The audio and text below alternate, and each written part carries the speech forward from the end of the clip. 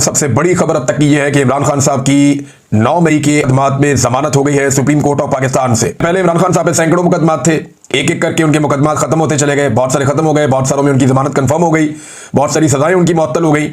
और उसके बाद अब इमरान खान साहब पे जो है वो 9 मुकदमात बाकी थे, 9 में से 8 मुकदमात फारिग हो गए हैं। अब इमरान खान साहब पे सिर्फ एक मुकदमा बाकी है जिसकी वजह से वो अडियाला जेल में मौजूद है। वैसे मुकदमा की वजह से तो इमरान खान साहब अडियाला जेल में नहीं है।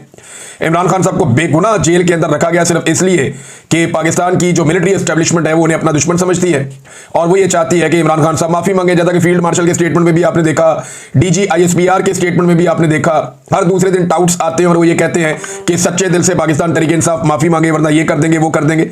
तो ये एक पुरानी कहानी है जो चल रही है। ये जो 9 मई के 8 केसेस में इमरान खान साहब को 2 साल तक जेल के अंदर रखा गया, ये नाहक कैद रखा गया है, ये बात आज सुप्रीम कोर्ट ऑफ पाकिस्तान से साबित हो गई। और ये भी साबित हो गई कि पाकिस्तान की अदालतों ने एक आले के तौर पे काम किया, एस्टेब्लिशमेंट का वो हथियार बनी और इस हथियार ने पाकिस्तान तहरीक इंसाफ को कुचलने में अपना पूरा किरदार अदा किया। अब चाहे ये लोअर जुडिशरी है, चाहे हाई कोर्ट्स हैं, ये सारा मामला आपके सामने है। ये अदालत ने फैसला दिया क्यों? देखें, अब हर तरफ जजेस कंट्रोल कर दिए गए हैं। सुप्रीम कोर्ट ऑफ पाकिस्तान में एक कंप्रोमाइज्ड किस्म के जजेस को पहुंचाया गया है, लेकिन मामला यह भी है ना कि जजेस पे भी दबाव होता है। एक दिन पहले 2 मुअज़्ज़िज़ जज साहिबान ने खत भी लिखा कि जनाब गलत तरीके से अदालत चल रही है, नाइंसाफी हो रही है, कानून और आइन के मुताबिक सुप्रीम कोर्ट ऑफ पाकिस्तान को चलना चाहिए। उन्होंने निशानदेही की, वकला का दबाव बढ़ता चला जा रहा है, जजेस के अंदर से दबाव बढ़ता चला जा रहा है। ये जब सारी चीजें होती हैं और उसके ऊपर सुहेल वड़ाई साहब आर्मी चीफ की ख्वाहिश लाके छाप देते हैं कि जनाब इमरान खान इसलिए तो जेल के अंदर बंद नहीं है कि उसने जुर्म किए हुए, वो तो जेल में इसलिए बंद है कि वो आसिम मुनीर साहब से माफी नहीं मांग रहा या वो सच्चे दिल से माफी नहीं मांग रहा। अगर वो सच्चे दिल से माफी मांग ले तो मामला आगे बढ़ सकता है। तो सुहेल वड़ाई साहब की तहरीरों पे तहरीरें आना शुरू हो जाती हैं। यूरोप के दौरे के ऊपर है भाई, आप सैर करें, लेकिन वहां पे भी ड्यूटी इतनी सख्त है कि वहां से वो तहरीरें लिख लिख के दे रहे थे ख्वाहिशात को जो है वो अमली जामा पहनाने के लिए। और ख्वाहिशात किसकी है? मिलिट्री एस्टेब्लिशमेंट की है। फील्ड मार्शल से उनकी मुलाकात होती है। ये सारी चीजें मिलकर अदलिया के ऊपर एक बहुत प्रेशर बना गई थी और अदलिया जो है बहुत बुरी तरह एक्सपोज हो गई थी। फिर एक के बाद एक तारीख हो रही है, एक के बाद एक तारीख हो रही है। अदालत के अंदर क्या हो रहा है अडियाला जेल में? वहां पे चौथी मर्तबा तारीख दे दी गई है, इमरान खान साहब का केस लगने नहीं दिया जा रहा वहां पे। ये वहां पे सूरत हाल है। सुप्रीम कोर्ट ऑफ पाकिस्तान में इसमें बार बार की तारीख दी और बिलाखिर इमरान खान साहब को बेल देना पड़ी। लेकिन इस केस में 1-2 चीजें मैं आपको बताऊं जो मैंने बात की है सहाफियों से। उन्होंने ये बताया कि जानबूझकर चीफ जस्टिस ऑफ पाकिस्तान ने बार बार ये जो केस था इसके मेरिट्स के ऊपर जाने से रोका। यानी केस के आपने मेरिट्स देखने होते हैं ना कि भाई ये गवाही सच्ची है या झूठी है, तो सुप्रीम कोर्ट ऑफ पाकिस्तान ने मेरिट्स के ऊपर जाने नहीं दिया वकला को। ऐसा लगता है सुप्रीम कोर्ट ऑफ पाकिस्तान नहीं चाहती थी कि पंजाब हुकूमत या पाकिस्तान की एस्टेब्लिशमेंट या जो अदलिया है, लाहौर हाई कोर्ट हो गई, या जो दहशतगर्दी की अदालतें हैं, उनके सारे जजेस एक साथ मुतनाज़े हो जाएं, क्योंकि उन्होंने नाइंसाफी पर मबनी फैसले दिए हैं। वो पुलिस वाला टेबल के नीचे घुस गया, सोफे के नीचे घुस गया, पुलिस वाला पर्दे के पीछे छुप गया, वो इतनी दूर से 4-4, 5-5 बैरियर क्रॉस करके सारी सिक्योरिटी में से गुजरता हुआ सलमानी टोपी पहन के वो इमरान खान साहब के सामने पहुंच गया। भाई इस तरह की गवाहियों के ऊपर कौन खड़ा होता है? और एक शहर में गवाही कुछ और है, दूसरे में कुछ और है, तीसरे में कुछ और है। तो तहरीक इंसाफ तो तैयारी करके गई हुई थी, लेकिन चीफ जस्टिस ने इन मेरिट्स के ऊपर बातचीत नहीं होने दी। इससे पूरी की पूरी अदलिया जो है उसके कपड़े उतर जाते हैं। लेकिन अदलिया, ये इसका क्रेडिट जाता है किसको? देखिए, इसका एक तो क्रेडिट पाकिस्तान के अवाम को जाता है जिन्होंने हार नहीं मानी। 8 फरवरी 2024 के बाद से लेकर अब तक हार नहीं मानी और वो आज भी इमरान खान के साथ खड़े। दूसरा, पाकिस्तान के सोशल मीडिया को भी एक क्रेडिट जाता है, लेकिन सबसे बड़ा क्रेडिट जाता है इमरान खान साहब की जो कानूनी टीम है उसे। वो टकरे मारते रहे, उन्हें पता है कंप्रोमाइज कर दिया, लेकिन उन्होंने उसमें से भी अपना काम निकाला। उन्होंने इतनी टकरे मारी कि बिलाखिर वो दरवाजा खुल गया। और इसमें बैरिस्टर सलमान सफदर जो है वो बहुत तारीफ के लायक है। इमरान खान साहब की जो पूरी वकला की टीम है, जो एक प्रोफेशनली मैंने देखा कि जिस वकील ने बहुत अच्छी हैंडलिंग की तमाम मामलात की और मुकदमात की, वो बैरिस्टर सलमान सफदर है। कमाल उन्होंने केसेस लड़े हैं और जिन जिन लोगों ने उनको केसेस लड़ते हुए देखा, जिन सहाफियों ने भी देखा, उन्होंने बताया जी कि वो जबरदस्त किस्म के शवाहिद सामने रखते हैं, बड़ा टू दी पॉइंट आते हैं और बड़े अच्छे उन्होंने मुकदमात हैंडल किए हैं। बड़ी प्रोफेशनली उन्होंने इन मामलात को डील किया कि एक तरफ एस्टेब्लिशमेंट है, पूरा का पूरा एक इदारा इस काम पे लगा हुआ है, इंटेलिजेंस एजेंसियां इस काम पे लगी हुई हैं, अदलिया को कंप्रोमाइज कर दिया गया है, 26वीं आईनी तरमीम के बाद पूरे निजाम को जकड़ दिया गया है, लेकिन फिर भी वो लगे रहे। बिलाखिर इमरान खान साहब के अब 9 में से 1 मुकदमा बाकी रह गया। अब सिर्फ एक ऐसा मुकदमा है जिसमें इमरान खान साहब को जेल में रखा हुआ है। इस मुकदमे में जाने से पहले मैं आपको बताऊं कि लोगों ने बड़ा जश्न मनाया, वकला ने बड़ी खुशियां मनाई हैं। कई जगहों में वकला जो है मिठाइयां बांट रहे हैं, बार काउंसिल्स के अंदर लोग खुश हो रहे हैं, नौजवान खुश हो रहे हैं। तो एक सोशल मीडिया पे हर जगह पे एक सेलिब्रेशन है, लोग इसके ऊपर जश्न मना रहे हैं कि इमरान खान साहब के 9 मई वाला बयानिया भी जो है वो उलट गया, वहां पे भी उनकी अब जमानत हो गई है इमरान खान साहब की। नून लीग बड़ी अजीबोगरीब सूरत हाल में, उसे समझ नहीं आ रही इन जजों को गालियां देनी है या नहीं देनी, क्योंकि ये वही जजेस हैं जिन्होंने हर तरह की सहूलतकारी इस निज़ाम के लिए की है। ये वही जजेस हैं जिन्होंने वो सारे काम किए हैं जो एस्टेब्लिशमेंट ने और नून लीग ने उनसे गंदे काम करवाए हैं। ये सारे वो जजेस हैं जिन्होंने मिलिट्री कोर्ट जैसे एक घटिया काम को भी इन्होंने जवाब फराहम कर दिया और उसके हक में फैसला दे दिया। अब जब सुबह जज तब्दील हुए ना, तो उसमें यह पूछा गया इमरान खान साहब की फैमिली से कि जनाब आपको कोई एतराज है? उन्होंने कहा कोई एतराज नहीं है, जो भी जज हमें इंसाफ दो सिर्फ। अच्छा किया उन्होंने, वरना कई जर्नलिस्ट और बाकी लोग ये कह रहे थे कि जनाब अतरफुल्ला साहब को लाना चाहिए था या शहजाद साहब को लाना चाहिए था, जो दीगर जज है, जो न्यूट्रल जजेज हैं, उनको लेकर आना चाहिए था। ये जो जज लाए गए हैं रिजवी साहब, इनके बारे में कहा गया कि जनाब ये मिलिट्री कोर्ट्स के हक में इन्होंने फैसला दिया हुआ है, ये बहुत गलत हो जाएगा। लेकिन ये पाकिस्तान तहरीक इंसाफ और इमरान खान साहब की फैमिली ने बड़ा दिल किया, उन्होंने कहा जो मर्जी जज आ जाए हमें इंसाफ दें। अब कई केसेस ऐसे होते हैं जिनमें जज के लिए भी रास्ता कोई नहीं बचता, तो बिलाखिर नून लीग की सूरत हाल अजीब है। जजों को गालियां देनी है नहीं देनी वो इस मखमसे में, ये एस्टेब्लिशमेंट कल को अगर इनके ऊपर से हाथ उठा लेगी ना, ये एस्टेब्लिशमेंट को भी गालियां नहीं दे सकेंगे, क्योंकि जिस लेवल के इन्होंने जूते पॉलिश कर दिए इनके पास पीछे हटने का रास्ता नहीं है।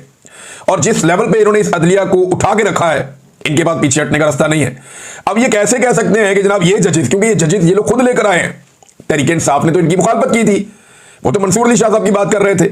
ये जजेस ये हुकूमत खुद लेकर आई है, लिहाजा इनसे तो ये गिला कर ही नहीं सकते। अब आ जाए नाजरीन इस बात पे कि इमरान खान साहब अब जेल में क्यों है। सिर्फ एक केस है अलकादर यूनिवर्सिटी वाला। अब कैदी नंबर 804 जो है वो सिर्फ इसलिए जेल में है, सिर्फ और सिर्फ इसलिए जेल में है कि उसने एक यूनिवर्सिटी बनाई है। कैदी नंबर 804 और उसकी एहलिया सिर्फ एक यूनिवर्सिटी बनाने के जुर्म में इस वक्त जेल में बंद है। और वो जो पैसा जिसका नाम लिया जाता है ना कि वो इतने मिलियन पाउंड है, वो पैसा सुप्रीम कोर्ट ऑफ पाकिस्तान के अकाउंट में पड़ा है, जिन्हें किसी ने नहीं पूछा। और इंटरेस्टिंगली वो पैसा मौजूदा हुकूमत ने निकाल के इस्तेमाल करना भी शुरू कर दिया है। तो आप अंदाजा कीजिए कि एक आदमी को ऐसे जुर्म में जेल में रखा गया है जो जुर्म हुआ ही नहीं, और वो एक ट्रस्ट है, वो यूनिवर्सिटी वहां पे बनी हुई है, बच्चे वहां पे तालीम हासिल करते हैं। ये केस फौरी तौर पे उड़ जाएगा, इमरान खान साहब के वकला ने दावा किया। बैरिस्टर सलमान सफदर साहब कहते हैं कि लंबे अरसे से, कई महीनों से ये वाला केस इस्लामाबाद हाई कोर्ट में लग नहीं रहा, और हम बहुत कोशिश कर रहे हैं, लगातार कोशिश कर रहे हैं कि किसी तरह ये केस इस्लामाबाद हाई कोर्ट में लग जाए। अगर ये केस इस्लामाबाद हाई कोर्ट में लग जाता है तो 15 मिनट में वो कहते हैं इमरान खान साहब बाहर आ जाएंगे। 15 मिनट में इमरान खान साहब का उनका दावा है कि अगर ये केस लग जाता है तो ये 15 मिनट का केस है, उससे ज्यादा का नहीं है। लेकिन एक बात आप और नाज़रीन ज़हन में रखें कि अवामी दबाव के बगैर ये मुमकिन नहीं है। पाकिस्तान की जो मिलिट्री एस्टेब्लिशमेंट है, ISI हो या पाकिस्तान के army chief field marshal Asim Munir हो, इनकी एक्सटेंशंस के मामलात हैं। और इसमें एक बड़ा अहम स्टेटमेंट है, बड़ा छोटा सा स्टेटमेंट है लेकिन बड़ा मानी खेद है।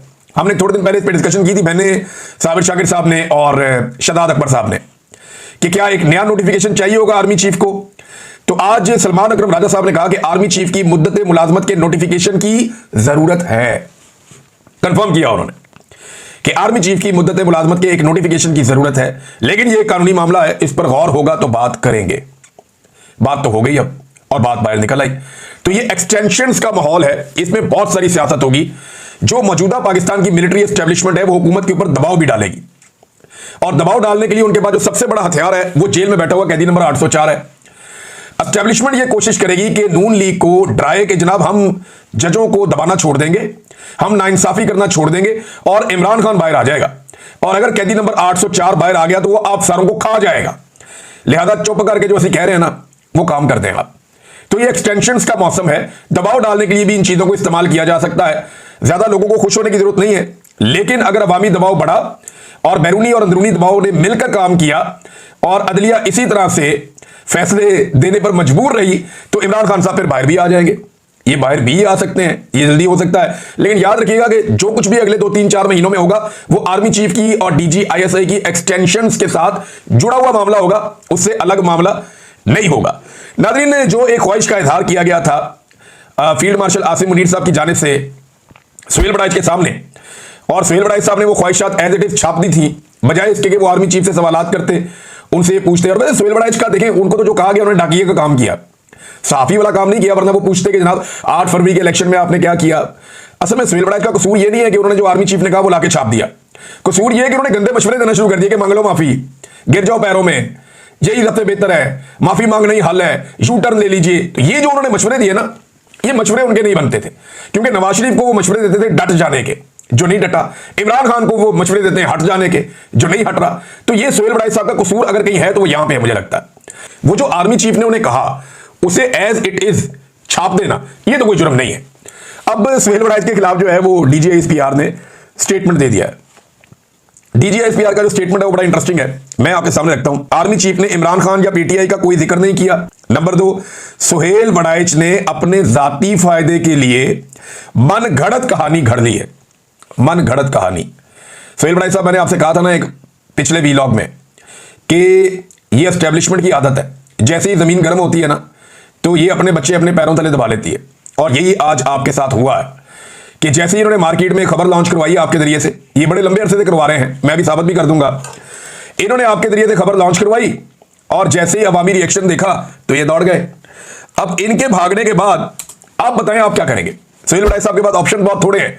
देखिए, जाती फायदा भी करार दे दिया, मफाद परस्त करार दे दिया सोहेल वड़ाइच को, और साथ ही कह दिया कि झूठ भी बोलता है। मन घड़त कहानी उन्होंने खुद ही घड़ ली है, और साथ ये भी कहा कि जनाब वो मुलाकात तो लोगों के बीच में हुई थी, सोहेल वड़ाइच की अलग से हुई नहीं।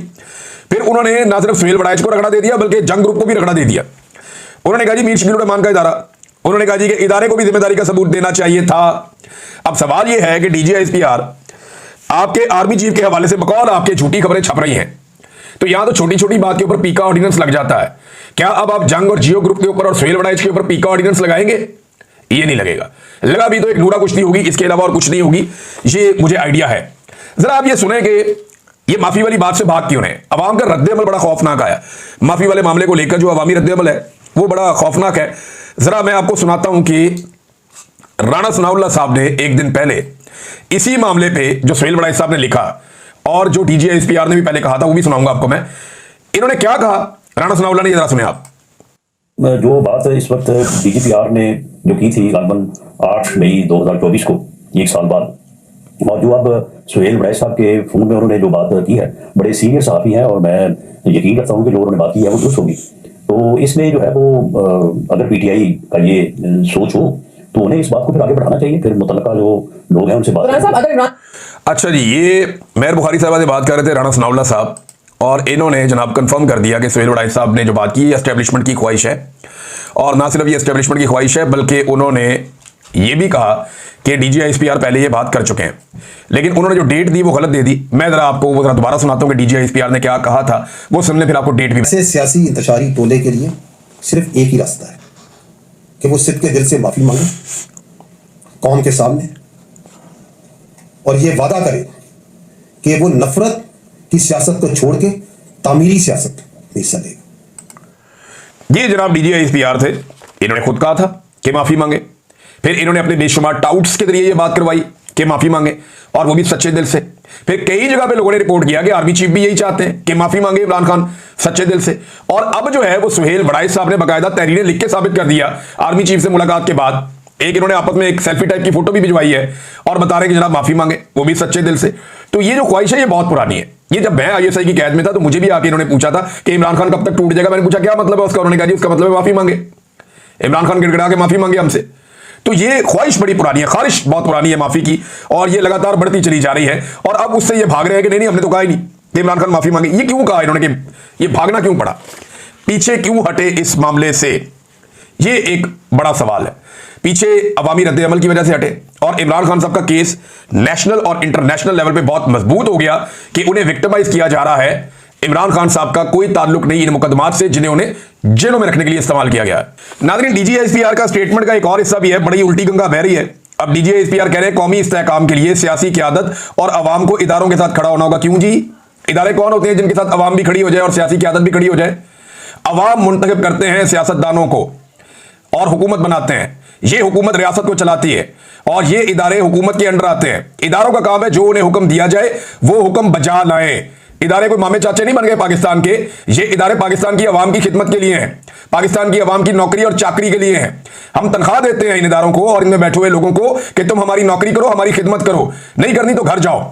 ये है पाकिस्तान का आईन कहता है और यही है कानून भी कहता है। पूरी दुनिया में यही होता है। पाकिस्तान में उल्टी गंगा बह रही है जी, अवाम भी इदारों के साथ खड़ी हो जाए आके, जी सारी सियासी क़यादत भी आके इदारों के साथ खड़ी हो जाए। भाई इदारे मुलाजिम है, तनख्वाहें इदारे वाले ले रहे हैं, अवाम के साथ इदारों ने खड़े होना है। जो अवाम ने हुक्म करना है, जो सियासतदानों ने हुक्म करना है, इदारों ने उसे बजा लाना है। यहां पे उल्टी गंगा बह रही है और डीजीएसपीआर जो है धड़ल्ले से ये बात कह भी रहे हैं। साथ में ये कहते हैं कि जी 9 मई कौम का मुकदमा है। और भाई कौम का मुकदमा 1971 में पाकिस्तान 2 टुकड़े हो गया, उसे कौम का मुकदमा आपने नहीं बनने दिया गया। फातिमा जिन्ना के साथ जो हुआ उसे कौम का मुकदमा आपने नहीं बनने दिया। जुल्फिकार जी भुट्टो को शहीद कर दिया गया, उसे कौम का मुकदमा आपने नहीं बनने दिया। ये कौन सा कौम का मुकदमा है? कौम का इस वक्त सिर्फ एक बड़ा मुकदमा है और वो 8 फरवरी 2024 का इलेक्शन है, जो पूरा का पूरा इलेक्शन चोरी करके नौसरबाजों के हवाले कर दिया गया। यानी इस इलेक्शन में जो लोग जीते हैं उन्हें बाहर बिठा दिया गया और जो लोग बदतरीन शिकस्त हुई जिन्हें अवाम ने मुस्तरद किया उन्हें लाकर मुसल्लत कर दिया अवाम के ऊपर। सैलाबज़दा इलाकों की सूरत हाल के हवाले से भी मुझे आपसे थोड़ी बात करनी है। इसमें एक पैगाम है जो शीरीज़ादा साहब ने मुझे भिजवाया है, बड़े अच्छे सीनियर जर्नलिस्ट हैं, वहां किस किस्म की इमदाद की जरूरत है ये पैगाम आप सुन लीजिए। और मेरी गुजारिश है कि सब लोग मदद करने के लिए जाएं, उन्हें अफरादी कुव्वत की जरूरत है और फ्यूचर में जिन चीजों की जरूरत होगी इसके ऊपर हम इंशाल्लाह वीलॉग्स भी करेंगे, जो हमसे हो पाएगा हम वो करेंगे इंशाल्लाह पाकिस्तानियों के लिए, अपने बहन भाइयों के लिए। और अभी भी लोगों के मकानातों में रेत मौजूद है, बजरी मौजूद है, सड़कें बंद है, गलियां बंद है।